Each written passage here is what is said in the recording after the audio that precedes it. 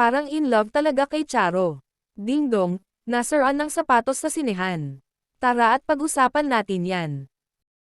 Pero bago ang lahat, kung di ka pa nakasubscribe sa ating channel ay huwag kalimutan mag-subscribe para lagi kang updated sa latest chika.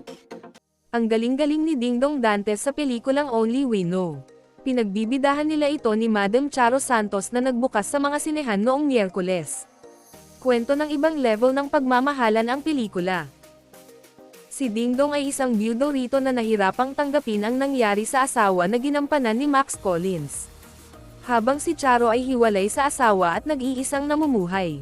Magkakaroon sila ng koneksyon na hindi nila inasahang mangyayari.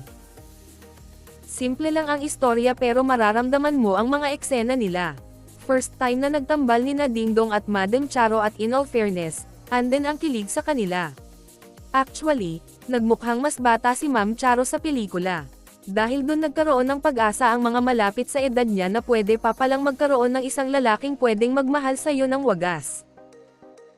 Samantala, nakakatawa naman ang post ni Dingdong na bumigay ang shoes niya habang nasa block screening. Caption niya, ang gutom na siya #onlywino. Baka raw yun ang lucky shoes ni Dingdong pag may pelikula siya kaya suot niya. May nag-react naman na ganun talaga ang mayayaman, may favorite shoes kahit ang dami nilang pambili. Or baka naman daw matagal na yung hindi nagamit ni Dingdong. Anyway, open-ended ang Only We Know kaya umaasa ang mga nakarelate sa pelikula na baka magkaroon ng continuation ang kwento ng pelikula. At dyan na po nagtatapos guys, maraming salamat sa inyong panonood.